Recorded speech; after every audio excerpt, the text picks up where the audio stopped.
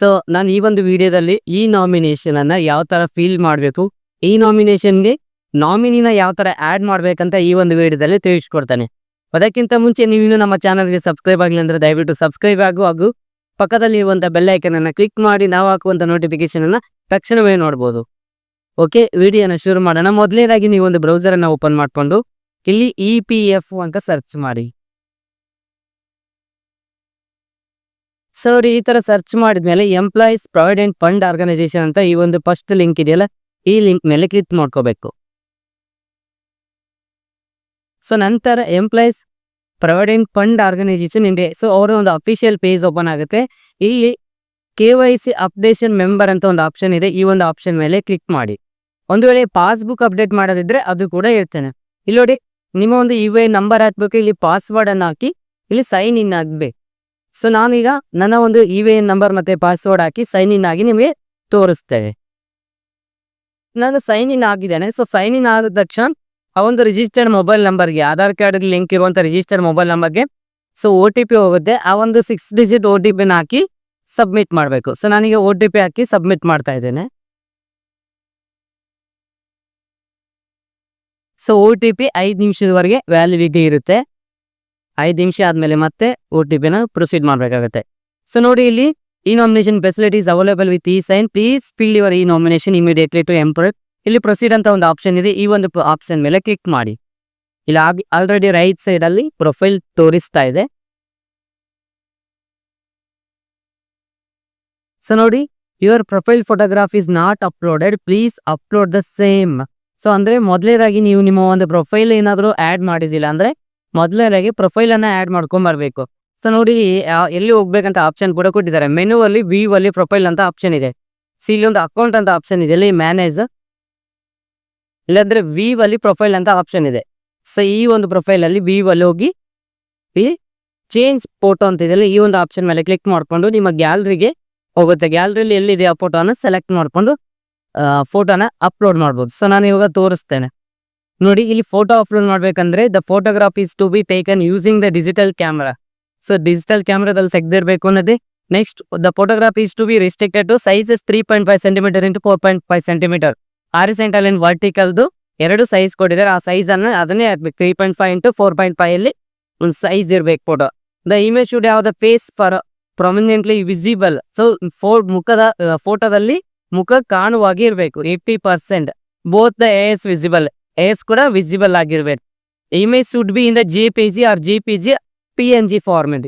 So ಈ ಒಂದು 3 format ಅಲ್ಲಿ ಇಮೇಜ್ ಇದ್ರೆ ಮಾತ್ರ ಅಪ್ಲೋಡ್ ಆಗುತ್ತೆ. ಸೊ ನಾನೀಗ ಇವೆಲ್ಲ ಕ್ರೈಟೇರಿಯಾನ ಇರುವಂತ ಒಂದು ಫೋಟೋನ ಅಪ್ಲೋಡ್ ಮಾಡಿ ತೋರಿಸ್ತೇನೆ. ನಾನು ಎಲ್ಲ ಫಾರ್ಮೆಟ್ ಇರುವಂತದ್ದನ್ನ ನಾನೀಗ ಅಪ್ಲೋಡ್ ಮಾಡಿದ್ದೇನೆ. ಸೊ ನಿಮ್ಗೆ ಇಲ್ಲಿ ಕಾಣಿಸ್ತಾ ಇರ್ಬೋದು ಈ ಫೋಟೋ. ಸೊ ಇಲ್ಲಿ ಪ್ರಿವ್ಯೂ ಫೋಟೋ ಮೇಲೆ ಕ್ಲಿಕ್ ಮಾಡುವಂತ ಆಪ್ಷನ್ ಇಲ್ಲ. ಸೊ ನೀವೇನಿಲ್ಲ, ಡೈರೆಕ್ಟ್ ಅಪ್ಲೋಡ್ ಅನ್ನ ಮಾಡ್ಬೋದು. ಸೊ ಇಲ್ಲಿ ಪ್ರಿವ್ಯೂ ಮೇಲೆ ಕ್ಲಿಕ್ ಮಾಡಿ ಸೊ ಅಪ್ಲೋಡ್. ಸೊ ಇಲ್ಲಿ ಈ ತರ ಶೋ ಆಗ್ತಾನೆ, ಅಪ್ಲೋಡ್ ಕೊಡ್ಬೇಕು. ಸೊ ಅಪ್ಲೋಡ್ ಕೊಟ್ರೆ ನಿಮ್ಮ ಒಂದು ಪ್ರೊಫೈಲ್ಗೆ ಫೋಟೋ ಹ್ಯಾಡ್ ಆಗುತ್ತೆ. ಸೊ ನಾವೀಗ ಏನ್ ಮಾಡ್ಬೇಕು, ಈ ನಾಮಿನೇಷನ್ ಮಾಡ್ಬೇಕು. ಸೊ ಮತ್ತೆ ಇದನ್ನ ಬ್ಯಾಕ್ ಬಂದು ಈ ನಾಮಿನೇಷನ್ಗೆ ಹೋಗ್ಬೇಕು. ಸೊ ಇಲ್ಲಿ ನೋಡಿ, ಮ್ಯಾನೇಜ್ ಅಲ್ಲಿ ಈ ನಾಮಿನೇಷನ್ KYC ಅಂತ ಇದೆ. ಸೊ ನಾ KYC ಈ ನಾಮಿನೇಷನ್ ಅನ್ನ ಕ್ಲಿಕ್ ಮಾಡ್ಕೊಂಡ್ರೆ ನಮ್ಗೆ ಈ ತರ ಬರುತ್ತೆ. ಇಲ್ಲಿ ಪ್ರೊಸೀಡ್ ಅಂತ ಒಂದು ಆಪ್ಷನ್ ಇದೆ. ಈ ಒಂದು ಪ್ರೊಸೀಡ್ ಮೇಲೆ ಕ್ಲಿಕ್ ಮಾಡ್ಕೋಬೇಕು.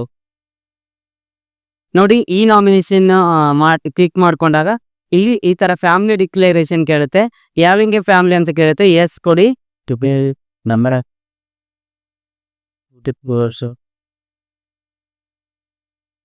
ಸೊ ನೆಕ್ಸ್ಟ್ ಲೋಡ್ ಆಗ್ತಾ ಇದೆ.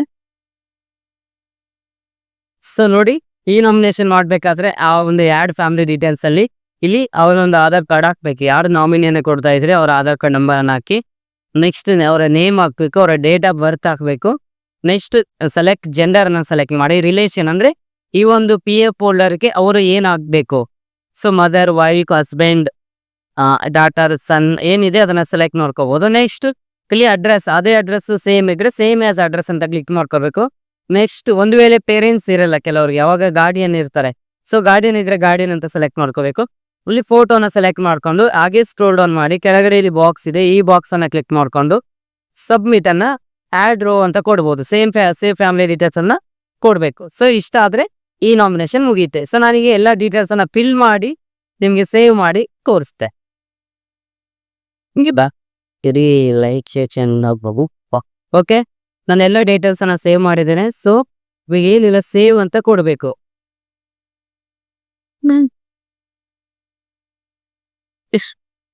ಓಕೆ, ಸೇವ್ ಫ್ಯಾಮಿಲಿ ಡೀಟೇಲ್ಸ್ ಅಂತ ಆಪ್ಷನ್ ಇದೆಯಲ್ಲ, ಈ ಒಂದು ಸೇವ್ ಮೇಲೆ ಕ್ಲಿಕ್ ಮಾಡ್ಕೋಬೇಕು. ಒಂದು ವೇಳೆ ನೀವು ಇನ್ನೂ ನಿಮ್ಮ ಫ್ಯಾಮಿಲಿನ ಆ್ಯಡ್ ಮಾಡ್ಬೇಕು ಅನ್ಕೊಂಡಿದ್ರೆ, ನಿಮ್ಮ brother, sisters, husband, mother, father ಎಲ್ಲರದ್ದು ಆ್ಯಡ್ ಮಾಡ್ಬೇಕಂತ ಅನ್ಕೊಂಡಿದ್ರೆ, ಸೊ ಇಲ್ಲಿ ಆ್ಯಡ್ ರೋ ಅಂತ ಆಪ್ಷನ್ ಇದೆ. ಈ ಒಂದು ಆ್ಯಡ್ ರೋ ಮೇಲೆ ಕ್ಲಿಕ್ ಮಾಡ್ತಾ ಹೋದ್ರೆ ನಿಮಗೆ ಅಲ್ಲಿ ಡೀಟೇಲ್ಸ್ ಎಲ್ಲ ಸೇವ್ ಮಾಡ್ತಾ ಹೋಗ್ಬೇಕು. ಒಬ್ಬರೊಬ್ಬರದೇ ನೀವು ಆ್ಯಡ್ ಮಾಡಿ ಸೇವ್ ಮಾಡ್ಬೇಕು. ಸೊ ಆಗೇನಾಗುತ್ತೆ, ನಿಮ್ಮ ಒಂದು EFಗೆ ನಿಮ್ಮ ಫ್ಯಾಮಿಲಿ ಡೀಟೇಲ್ಸನ್ನು ಸೇವ್ ಮಾಡಬೇಕಾಗುತ್ತೆ. ಸೊ ಇಲ್ಲಿ ನಮಗೆ ಈ ಈ ನಾಮಿನಿನ ಮಾತ್ರ ಆ್ಯಡ್ ಮಾಡ್ಬೇಕಾಗಿರೋದ್ರಿಂದ, ಸೊ ನಾನು ನಾಮಿನ ಒಬ್ಬರನ್ನೇ ಸೇವ್ ಮಾಡಿ ತೋರಿಸ್ತಾ ಇದ್ದೇನೆ. ನೋಡಿ, ಇಲ್ಲಿ ನೋಡಿ, family details saved successful. So ಇಲ್ಲಿಗೆ ನಮ್ಮ ಈ ನಾಮಿನೇಷನ್ ಪ್ರೊಸೀಜರ್ ಪ್ರಕ್ರಿಯೆ ಕಂಪ್ಲೀಟ್ ಆಯ್ತು. ಸೊ ಈ ಒಂದು ಮಾಹಿತಿ ನಿಮಗೆ ಇಷ್ಟ ಆಗಿದ್ರೆ ದಯವಿಟ್ಟು ಶೇರ್ ಮಾಡಿ, ಸಬ್ಸ್ಕ್ರೈಬ್ ಮಾಡಿ, ಹಾಗೂ ನಿಮಗೆ ಬೇಕಾದಂಥ ಮಾಹಿತಿ ಯಾವುದಾದ್ರು ಗೊತ್ತಿಲ್ಲದೆ ಇದ್ರೆ ಆ ಮಾಹಿತಿನ ಕಮೆಂಟ್ ಸೆಕ್ಷನಲ್ಲಿ ತಿಳಿಸಿ ಅಂತ ಹೇಳ್ತಾ, ಓಕೆ, ಥ್ಯಾಂಕ್ ಯು.